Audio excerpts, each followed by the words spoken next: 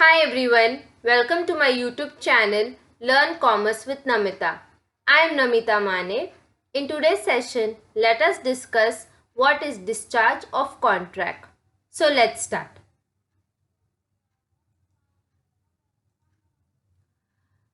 What is discharge of contract? Now in a contract, a contract creates certain obligation. Obligations means responsibility on one or all parties involved. The discharge of a contract happens when these responsibilities or obligations of the parties comes to an end, then we call it as a discharge of contract. Okay, for example, suppose there are two persons A and B. So between A and B the contract was A decides to sell his cycle, okay, for rupees bicycle for rupees 5,000 rupees to B, and B will give him 5,000 rupees on the purchase of that bicycle or cycle. So A gives the cycle to B and B gives money to A. So this is what both the parties A as well as B has completed their obligation, means they have completed the responsibility, they have fulfilled the responsibility, and that's why the contract of purchasing and selling of bicycle has come to an end. That means the contract between A and B has been discharged. Okay, so discharge in short is what when the parties involved in the contract fulfill their obligations or fulfill their responsibility, why they have come into the contract. If they have fulfilled all the purpose,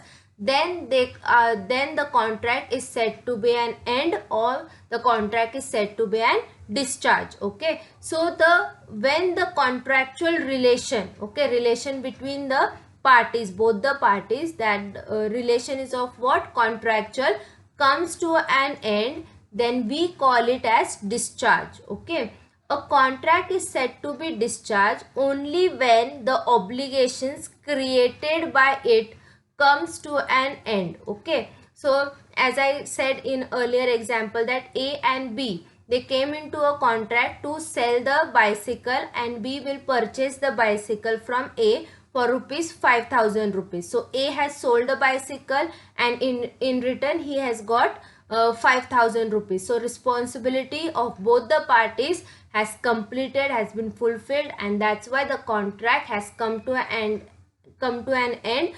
So it is called discharge of contract. Okay,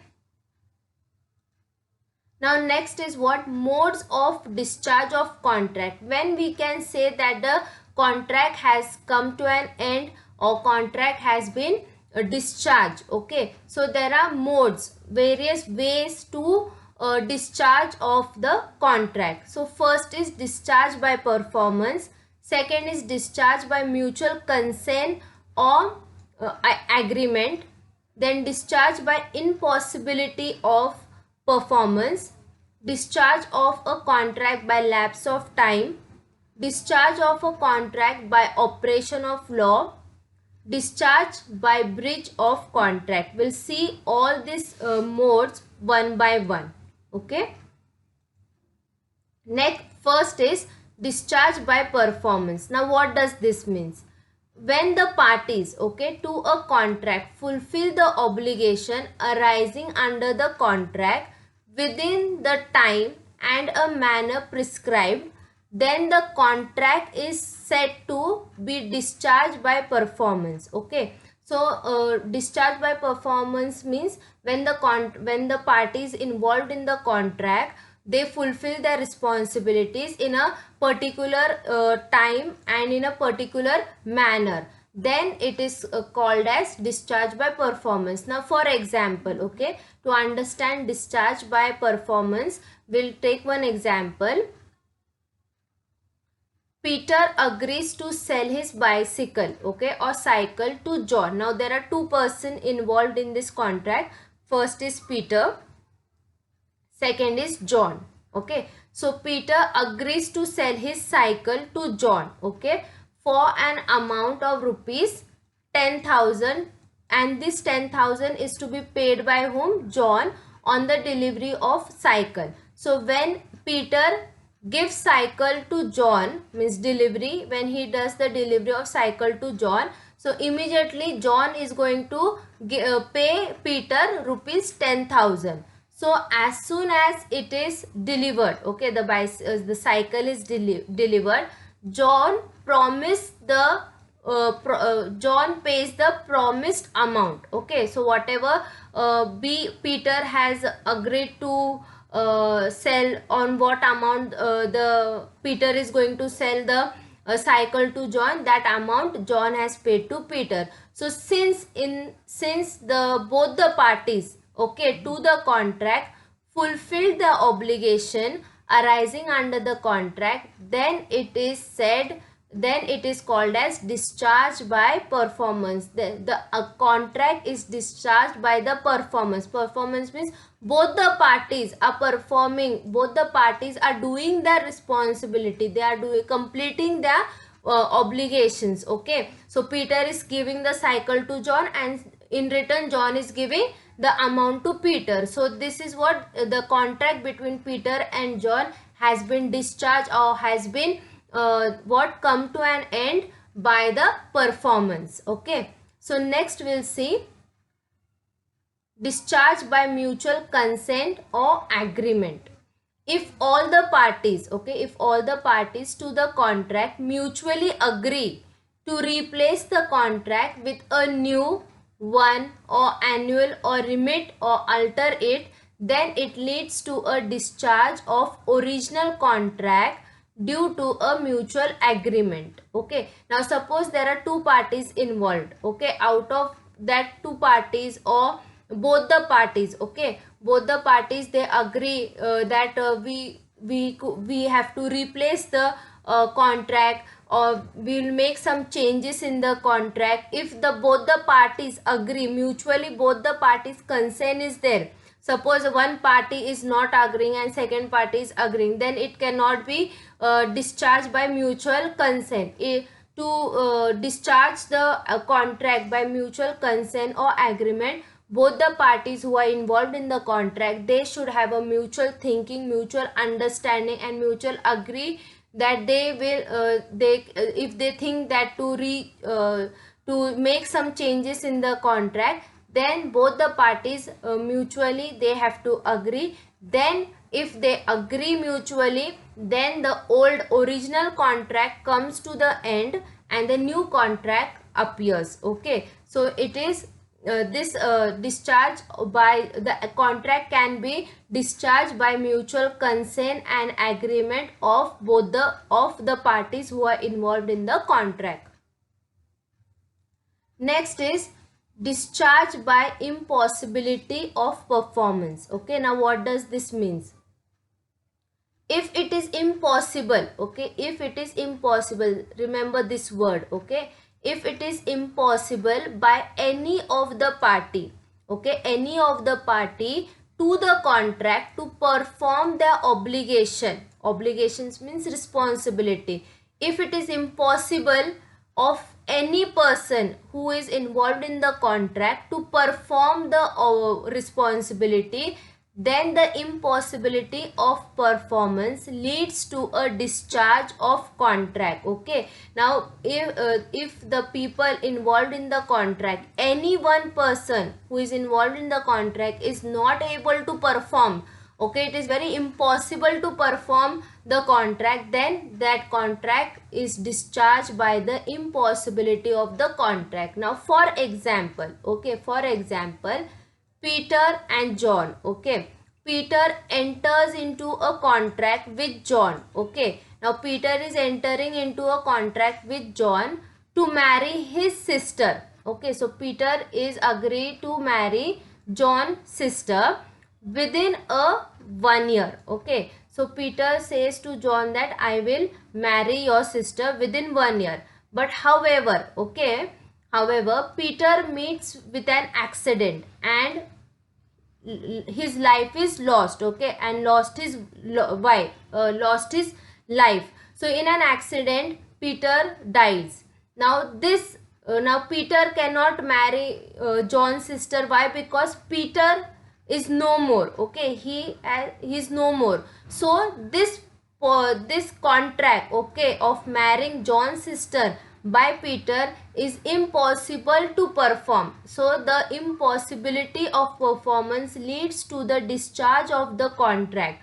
So actually in this contract, Peter and John, so Peter says that Peter enters into a contract with John that saying that I will marry your sister, but unfortunately Peter meets with an accident and he dies, okay, he is no more. So the to marry John's sister, okay, Peter cannot marry John's sister because he is no more. So the contract between Peter and John cannot be performed. It is impossible. Peter cannot be alive because he is no more. He lost his life in the accident. So this performance of marrying this contract of marrying John's sister is impossible. Okay. So many a times in war also, you cannot, due to war you cannot go ahead with the contract. So it is impossible to perform. So because of impossibility of performance, the contract can come to an end. Next, discharge by a contract by lapse of time. Okay, if the contract is not fulfilled within a specific time, then the contract can be discharged. Okay, the contract can be discharged. If the contract has not been completed in a specific time limit, then the contract can come to an end. Now the Limitation Act, okay, 1963, there is an act, Limitation Act. In this act, if you have given some money to the other person and that other person is not returning you the money back, so you have one rights that you can file a case in the court in the 3 years. If in this 3 years you do not take any action against that particular person, then after 3 years the court will reject your case. Now what does the Limitation Act say? See, the Limitation Act 1963 prescribes a specific period for the performance of the contract. Okay, so there is a specific time limit to perform the contract. If the promisor, okay, fails to perform and the promisee fails to take the action within this specific period means 3 years, then the latter cannot seek any remedy through law. Okay, so if the promisee fails to take action, okay, within a specific period within the 3 years, then after 3 years the person whoever has filed the case in the court, they cannot get any remedy through the law, means damages cannot be fulfilled by the court. It discharged the contract due to the lapse of time. Okay, so for example, Peter takes a loan from John. Okay, so Peter and John, there are 2 persons involved in the contract. Now Peter takes loan from John and agrees to pay installment every month for the next 5 years. Now Peter has taken loan from John and he says that I will pay the installment every month for the next 5 years. Now however, Peter does not pay even a single installment. So John calls him, okay, a few times, okay, but then gets busy and takes no action. Now John, he calls to take the follow up of the loan which he has given to the Peter, but he gets busy and he does not take any action against Peter. So then after 3 years, okay, 3 years later, he approached to the court to help him to recover his money. But however, the court rejects his suit. Okay, the court rejects his suit since he has crossed the time limit of the 3 years to recover his debt. Okay, so in the Limitation Act, okay, there is a specific time limit given to the promisee, okay, to John, to recover his debt, whatever he has given to the the money to the Peter. In this 3 years, if he does not approach to the court then he cannot get money from the Peter, means court will not help him. Okay, so the contract is discharged by the lapse of time. So the contract is, it is very important that contract should be completed in a specific time only. Next, discharge by a contract, discharge by a contract by operation of law. Now some contracts comes to an end by the law. Okay, so a contract can be discharged by operation of law. Now operation of law means which includes insolvency, merger, unauthorized alteration of the promisor. Okay, so some contract comes to an end means it discharged by the law. So it includes insolvency, merger, unauthorized alteration. So now first we'll see discharge by merger. Now what does this discharge by merger means? When an inferior right, okay, when an inferior right merge into a superior right. Inferior right means consider small right, and superior means a higher authority or big right.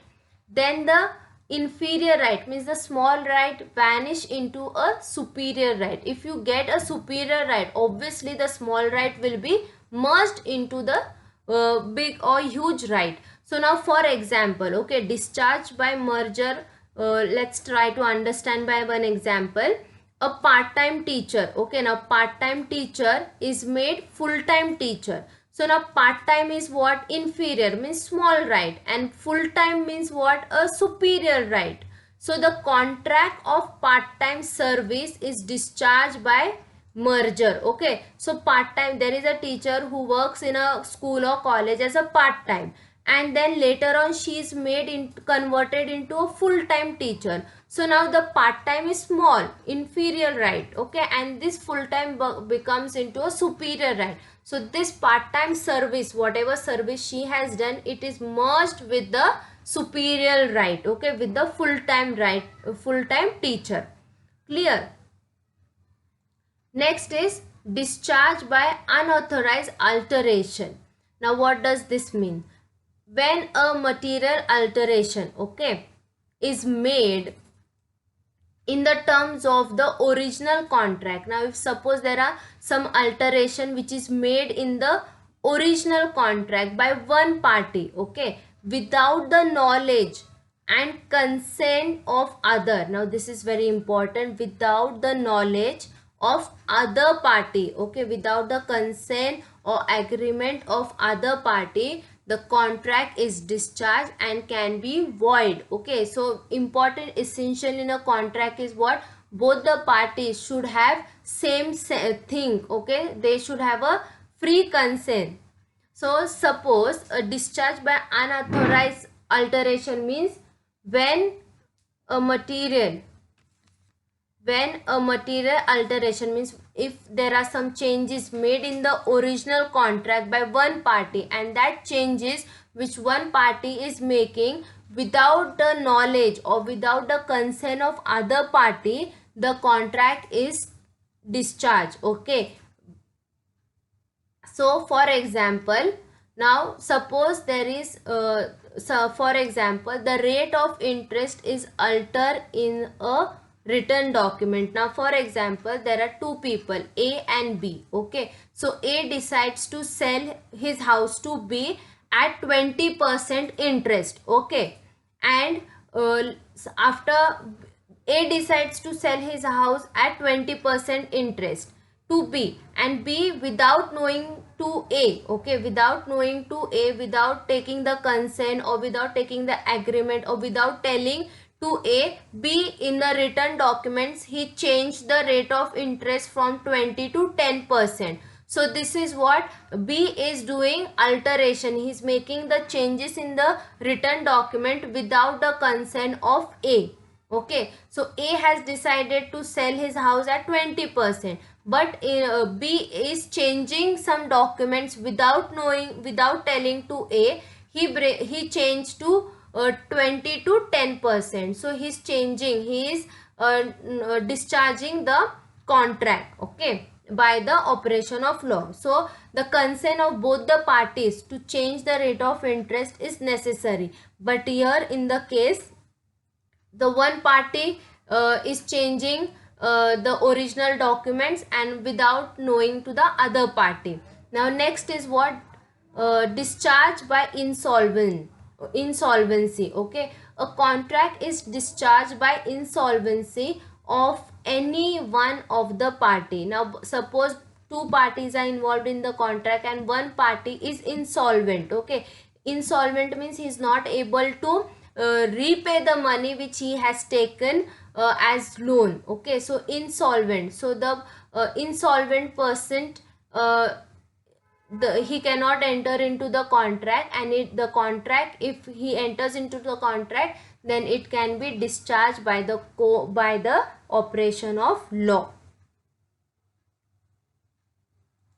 Next, discharge by breach of contract. Now breach of contract means to break the contract. Okay, the word breach means to break the contract, to break the contract, to break the contract. Now according to the section 39, okay, so according to the section 39, if a party to a contract, okay, if a party to a contract without a valid or lawful reason refuse to perform his obligation under the contract, okay, if suppose two parties are involved and out of that two party, one party refuse to perform his duty or refuse to perform his responsibility or refuse to fulfill the obligation under the contract, then that contract can be breached. Okay, that the contract can be break.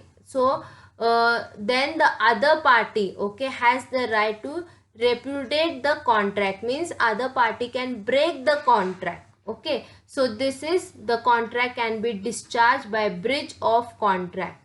Okay, so I hope you have understood all the I hope you have understood discharge of contract and the various modes of discharge of contract. So thank you very much. Please subscribe my YouTube channel, like and share the video, and do not forget to press the bell icon to get the latest notification. Thank you.